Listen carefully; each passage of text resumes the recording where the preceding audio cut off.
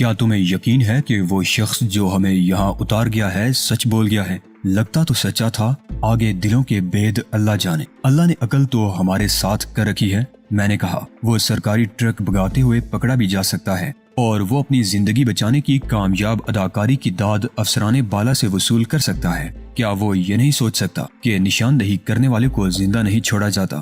اس نے واقعی ہمیں اپنی باتوں سے متاثر کر دیا تھا۔ مت ڈراؤ شہباز، مہرزر دڑک کر بولی، میں رات بھر بدکتی رہوں گی۔ لمبی تان کر سونے سے بدک بدک کر سونا بہتر ہوگا۔ ہم تفریحی ٹرپ پر یہاں نہیں آئے مس ناراض صاحبہ۔ منع کر دو شاداں اس بے درد بائی کو۔ مہرزر ہاتھ اٹھا کر بولی، میں کل کی جاگی ہوئی ہوں، کل کی رات بھی سردی میں ٹھٹرتی رہی ہوں، میری ہڈیاں درد کر رہی ہیں، صرف آج کی رات مجھے پرسکون نیند لینے دو۔ مان جائیے شہباز بھائی، شاداں نے سفارش کر دی، خدا خیر کرے گا اگر آپ تھوڑا ریسٹ دے سکیں تو بہتر، ورنہ میں اور میرا کتا ہم رات بھر نگہبانی کریں گے۔ سنو شہباز، مہرزر نے اونی رضائی سے چہرہ نکال کر کہا، میں تمہارے خدشات کی نفی نہیں کرتی، بے شک جانے والا ہمارے لیے خطرہ بیچ سکتا ہے، مگر جب ہم ادھر آئے تھے تو وہ موڑ سے اوجل ہو چکا تھا، اسے ہماری منزل نہیں معلوم، وہ زیادہ سے زیادہ گونچی باغ کا حوالہ دے سکتا ہے۔ ایک بات بتاؤ، میں نئے خیال سے بے کل سا ہو کر بولا، ان لوگوں کو شاداں اور تمہارا تعلق تو نہیں معلوم؟ نہیں، مہرزر نے نفی میں سر ہلایا، ہم ایک برس بعد مل رہی ہیں، پھر ٹھیک ہے۔ میں بھی مطمئن ہو گیا تھا، زیادہ سے زیادہ گونچی باغ میں جک ماریں گے، تم بے فکر ہو کر سو جاؤ مہرو۔ شاداں بولی، ہمارا کتا جیتے جی کسی کو مکان کے اندر نہیں آنے دے گا۔ آئیے شہباز، آپ کو بھی آرام کرنا چاہیے۔ اے مسٹر، میں اٹھا تو مہرزر بولی، میں اللہ اور تمہارے آسرے پر سو جاؤں گی، تم سارے گھوڑے گدھے بیچ کر نہ سو جانا، خدا ہم سب کی حفاظت کرنے والا ہے۔ میں نے آسمان کی جانب انگلی اٹھائی اور چل پڑا۔ خدا حافظ اور شب بخیر، اللہ نگہبان، مہرزر نے جواب دیا۔ جو ہی میں باہر نکلا تو کتا غرانے لگا، خود اندھیرے میں رک گیا، البتہ غراہٹ ہڈیوں کو برمانے والی تھی۔ پیچھے چلے جاؤ، شاداں کی جھڑکی سنائی دی تو میں رک گیا۔ او، میں کتے کو جھڑک رہی ہوں۔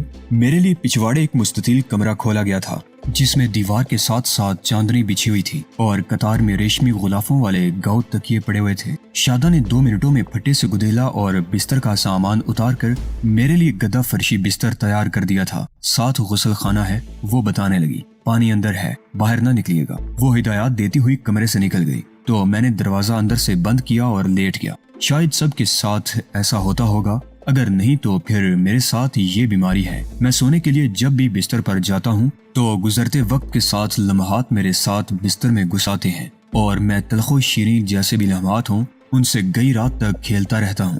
اس رات کا گزرا دن بڑا ہی ہنگامہ خیز رہا تھا۔ صبح سویرے ایسا حادثہ پیش آیا تھا جو پاگل اونٹ کی طرح تعاقب کرنے لگا تھا۔ اگر وہ حادثہ نہ ہوتا تو ہم نواز بٹ کی طرف لوٹ جاتے، وہاں اپنی پسند کا ہدف منتخب کرتے۔ میں نے خود سے سوال کیا تھا کہ تم سرنگ سے جنگل میں اور جنگل سے کسی اور طرف بھی تو جا سکتے تھے۔ اس شہر میں دوست تھے، دور پار کے عزیز تھے، اور کوئی نہیں تو کلینک کا ڈرائیور عبداللہ تھا اور اس کی غزالی آنکھوں والی بیٹی مریم تھی۔ تم اپنے محسن انگریز جوڑے تک بھی جا سکتے تھے، پھر تم نے کیوں خطرے کی جانب سفر کیا تھا؟ خود کو میرا جواب ایک مل سکتا تھا کہ میں جدھر جاتا، جس گھر میں داخل ہوتا، وہاں مہرزر نہ ہوتی، اس کی خیریت کی اطلاع نہ ملتی، اور اگر میں اس کے لیے نہ جاتا تو وہ اس وقت شاداں کے گھر سکون کی نیند کا لطف حاصل نہ کر رہی ہوتی۔ سوچتے سوچتے سوچ اڑتی ہوئی بخشی سعید احمد کے گھر گئی، پھر وہاں سے اتری تو ماریا کے سر پر جا بیٹھی۔ وہ ماریا جو کیپٹن وریام کی کزن ہونے والی بیوی اور انٹیلیجنس کے سربراہ کی دستے راز تھی۔ اگر وہ جیسا کہ اس نے مختصر ملاقات کے دوران ظاہر کیا تھا بگوڑے اور باغی محبوب اور کزن سے ایسا برتاؤ کر سکتی تھی، یہاں آ کر سوئی اٹک گئی تھی، کیونکہ ماریا دور تھی۔ وہ ایک ذمہ دار باپ کی ذمہ دار بیٹی تھی۔ اس کا تعلق ایسے خاندان سے تھا جن کے تمام جذبے اقتدار، دولت اور شہرت کے ستونوں پر قائم تھے۔ وہ ترازو کے پلڑوں پر اپنی محبت، خون کا تعلق اور دوسری طرف اقتدار کی اونچی کرسی رکھتی تو شاید کرسی جیت جاتی، محبت اور خون کا تعلق ہار جاتا۔ کوئی فیصلہ نہ کر پایا تھا اور اسی الجھن میں کسی وقت آنکھ لگ گئی تھی۔ وہ صبح دعاں دار تھی، کوہر جھیل کی طرف سے امڑتی پہاڑوں پر چڑھائی تھی۔ جب دروازہ کھلا تو گاڑی دھند کمرے میں بھی داخل ہو گئی تھی۔ وہ ہاتھ دھونے کے لیے گرم پانی شاداں نے غسل خانے میں رکھ دیا تھا۔ ناشتے کے لیے بلانے نور بابا آئے تھے۔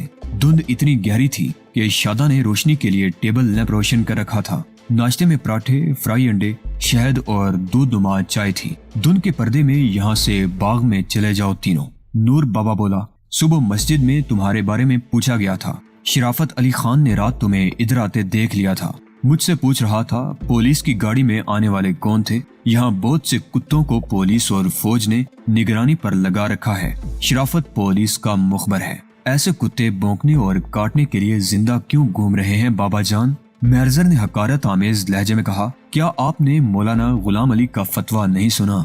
ऐसे लोग वाजिबुल कत्ल हैं, गद्दार हैं और गद्दारों को जीने का हक नहीं दिया जा सकता। जो गद्दार नहीं हैं वो खौफ के गारों में छुपे रहते हैं, सरकारी बेड़िए गुराते फिरते हैं, बेजवाज घरों में तलाशी के नाम पर दाखिल होकर मस्तूरात की बेहरुमती करते हैं। खौफो हरास जानबूझकर तारी किया गया है ताकि लोग अपनी इज्जतों और घरों की हिफाजत करने में मसरूफ रहें। मुझे हमेशा उन लोगों से चिढ़ रही है। शादा नाक सिकोड़कर बोली, फतवे देने वाले और गद्दारों को जुबानी सजाए मौत सुनाने वाले खुद कोई अमल क्यों नहीं करते? तुम गालिबन मुझ पर तंज कर रही हो। महरजर ने उसे घूर कर कहा, वैसे मैं तुम्हारे ख्यालात की तायद करती हूँ, न सिर्फ तायद बल्कि अमल भी करना चाहती हूँ। हमें शायद कुदरत ने इसी अमले साले के लिए इधर भेजा है। तुम इस बस्ती के गद्दारों की निशानदही करो और हम अमल से साबित करेंगे कि मिल्लत के पासबान बातों के गाजी नहीं होते। बाबा जान से इजाजत दिलवाओ तो मैं तैयार हूँ। क्या मैं अपने बच्चों को जिहाद से रोकूंगा? बाबा जी बोले, नहीं, बल्कि मैं भी शरीक हूँ। फहरिस्त मैं दूंगा। अभी सिर्फ 3 जाहिर हैं, शराफत अली, सतार खान और मक्खन दास। थैंक यू बाबा जानी। शादा ने बाप का इसखानी हाथ थाम कर चूम लिया। आप मेरे लिए हमेशा रोशनी का मीनार रहे हैं, वरना आज मैं भी बकरवाल लड़कियों की तरह जिहालत के अंधेरों में ठोकरें खा रही होती। आपकी बेटी होने पर मुझे हमेशा फख्र रहा है। महरजर, उसने पुरजोश आवाज में कहा, मैं बाबा जान की गवाही में तुमसे आज वादा करती हूँ, आज से मैं तुम्हारे शाना बेशाना लड़ूंगी। ना मेरी लाडो। महरजर ने उसके हाथ पर थपकी दी। जज्बाती ना हो, तुम्हारे लिए बड़ा जिहाद बाबा की खिदमत और देखभाल है। क्या तुमने पढ़ा नहीं कि उन मुजाहिदों की बीवियां और बेटियां कैसे जिहाद के सवाब में शामिल करार दी गई थी, जो घरों के अंदर मुजाहिदीन के बच्चों और बूढ़े वालिदैन की देखभाल किया करती थी। जिहाद सिर्फ मैदान जंग में लड़ने का ही नाम तो नहीं मेरी जान। तुम बाबा जान की खिदमत करोगी और हम जैसे पनाह की तलाश में भटकने वालों की मदद करोगी और हाथ पांव बचाकर शराफत और मक्खन दास के सर कुचलोगी। मरहबा मरहबा। नूर बाबा बोले, मुझे फख्र है तुम पर बेटी कि तुम मेरी शादा की दोस्त हो, मेरी बेटी हो। मैं शादा के बगैर नहीं रह सकता। मैं तो खुद चल कर बाग तक नहीं जा सकता। बाग ही हमारा जरिया माश है और बाग की देखभाल शादा करती है। फिक्र न करें बाबा, मैंने भी महरजर की तायद कर दी। शादा कहीं नहीं जाएगी। सारे वोट मेरे खिलाफ हैं। शादा गहरी सांस लेकर बोली, चलिए जैसे अक्सरियत चाहती है, लेकिन उन 3 कुत्तों पर पहला पत्थर मैं मारूंगी। मुझे उनसे शदीद नफरत है। शराफत की मुखबरी पर फौजी बाबा जान को चौकी पर ले गए थे। ये कर्ज मुझे ही चुकाना है। नाश्ते की मेज पर ही वो प्रोग्राम तरतीब पा गया था जो हमारे वहमो गुमान में भी न था, क्योंकि हम नहीं जानते थे कि गरीब बकरवालों की बस्ती में भी मफाद परस्त होंगे। मेरे नजदीक मफाद परस्ती के जरासीम शहर के बड़े लोगों में पाए जाते थे।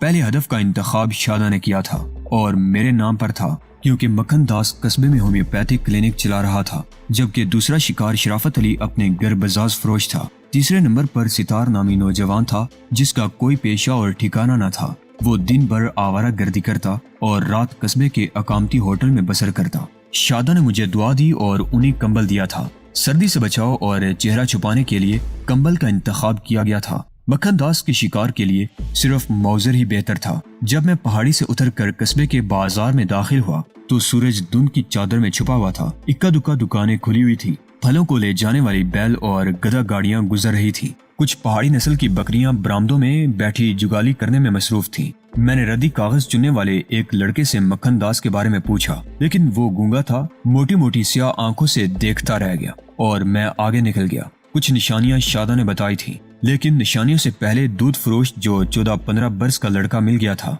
डॉक्टर मक्खन दास का मदा था और बातोनी भी था। उसने बताया कि डॉक्टर बहुत थोड़े पैसे लेकर मरीज का मर्ज ठीक होने तक इलाज करता रहता है। यहाँ जो फौजी आते हैं वो भी उसी से दवाई लेते हैं। लड़के ने मुझे दुकान के सामने जाकर छोड़ा।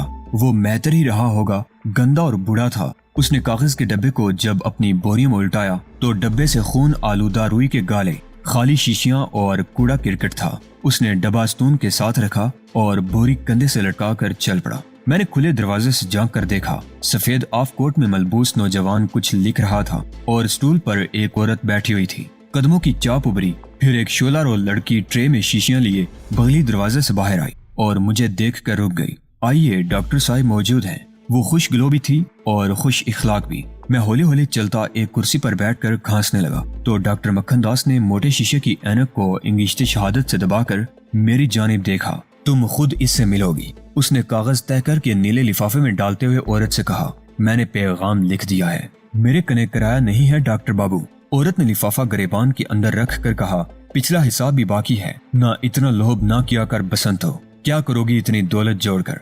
डॉक्टर ने दराज से बटवा निकाल कर उसे 10 रुपए दिए। मैं जानता हूँ तू उधर से भी ले मरती होगी। औरत ने नोट मुट्ठी में दबाया और उठकर मुस्कुराती हुई कमरे से बाहर निकल गई। हाँ, आप आए। उसने ऐनक को फिर नाक पर दबाया, उसके करीब जा बैठा और चेहरा घुमाकर खूबसूरत लड़की को देखा जो टेबल पर शीशियां तरतीब दे रही थी। क्या तकलीफ है, खुलकर बताओ, ये मेरी मुआवन है। मेरे पास एक अहम इत्तला है डॉक्टर, मैंने सरगोशी में कहा। मेरा नाम धर्मिंदर है और पेशा शिकार है। सीता, तुम दूसरे कमरे में जाओ। मक्खन दास बोला, खांसी का मिक्सचर तैयार कर दो। लड़की मुझे घूरती हुई एड़ियां बजाती वहां से हट गई तो मैं खांसने लगा और ऐसी आवाज पैदा की जैसे गले से बलगम उछलकर मुंह में आ गई हो। मैं उठा और बाहर निकल गया। मकसद देखना था कि कोई मरीज अंदर तो नहीं आने वाला। वापस आया तो डॉक्टर मक्खन दास को टहलते पाया। फिर वो एड़ियों के बल घूमा और रिवॉल्वर देखकर मेरा मुंह खुल गया था। नहीं डॉक्टर, गलत मत सोचो। अगर मुझे आगे ना जाना होता तो ये फर्ज फौरन अदा कर देता। मुझे सिर्फ इतना जवाब दो मिस्टर कि तुम्हें यहाँ किसने भेजा है। वो सर्द लहजे में बोला, मेरा तो ख्याल है सारी बस्ती जानती है कि आप सरकार के इन्फॉर्मर हैं। मैंने मुस्कुराकर जवाब दिया, लेकिन तुम इस बस्ती में अजनबी हो। हाँ, अजनबी हूँ। बेशक आपने नहीं देखा होगा, इसलिए कि मेरे पिता 15-20 बरस पहले ये बस्ती छोड़ गए थे, लेकिन इस बस्ती से मेरा नाम कायम है। डॉक्टर प्लीज आराम से मेरी बात सुनिए। मैंने इत्तफाकन बागियों की खुफिया तरबियत गाह देख ली है। वो गारों का इलाका है डॉक्टर, वहाँ बहुत बड़े हमले की तैयारियां हो रही हैं। उनके पास भारी असलिहा है। कहाँ? डॉक्टर मक्खन दास पुरजोश अंदाज में बढ़ा और रिवॉल्वर समेत उसने दोनों हाथ मेज पर टेक दिए। वही लम्हा था जिसे मैं इस्तेमाल कर सकता था। मेरा दायां हाथ फुर्ती से बाहर निकला और दूसरे लम्हे मक्खन दास कराहता हुआ उलट गया। मैंने उसके चेहरे को उधड़ते देखा था। गोली उसके ऊपर वाले होंठ पर लगी थी। मान चीख सुनाई दी। फुर्ती से पलट कर देखा, बगली दरवाजे में दहशतज़दा सीता खड़ी थी। उसकी खूबसूरत आंखें पथराई हुई थीं। नहीं अच्छी लड़की, तुम्हें कोई खतरा नहीं। मैंने रिवॉल्वर कंबल में ले जाते हुए नरम आवाज में कहा, तुम्हारा फाइल मेरी अदालत में नहीं है।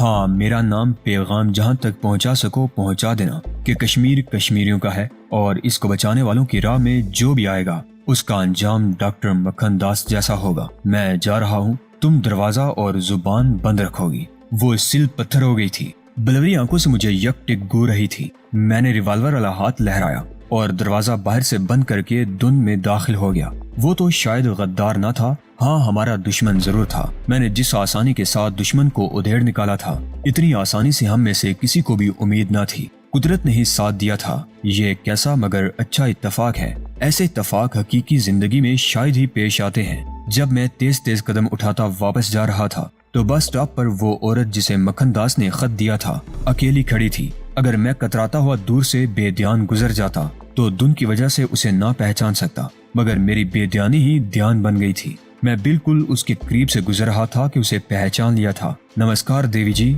मैंने कंबल से हाथ निकालकर जोड़ दिए। मुझे शहर जाना है। डॉक्टर के लिए मैं पैगाम लाया हूँ। उन्होंने मुझे बताया कि आप जैसी कई दासियां वतन की सेवा कर रही हैं। आपको भी उधर ही जाना है ना? हाँ। वो मेरे सरापा को घूरने लगी। वैसे मैं देवी नहीं हूँ, मैं मुसलमान हूँ। डॉक्टर अच्छा मुआवजा देता और दिलवाता है, इसलिए कभी कभी काम कर देती हूँ। फिर तो आप और भी काबिल एहतराम हैं। मैं बिछ रहा था। दरअसल ये बेवकूफ मुसलमान नहीं जानते कि भारत की सहायता के बगैर ये अपना वतन बरकरार नहीं रख सकते। पाकिस्तान चढ़ दौड़ेगा इन पर। मुझे गहरी बातों का इल्म नहीं। वो नाक मसलने लगी। हम सदियों से जैसे हैं ऐसे ही रहेंगे। नहीं, मैंने कहा, आप जैसे लोगों ने अगर बगावत कुचलने में हमारी मदद की तो हम आपकी हालत बदल देंगे। बस गालिबन निकल गई होगी। मैंने देखी थी। मेरे पास कार है उधर। मैंने बाग की जानिब इशारा किया। उसने लहजा भर सोचा और फिर चल पड़ी। मैं अक्सर इधर आता रहता हूँ, कभी कभी रात भी हो जाती है। मैंने अपना चेहरा खोलकर मुस्कुराती निगाहों से उसकी आंखों में देखा।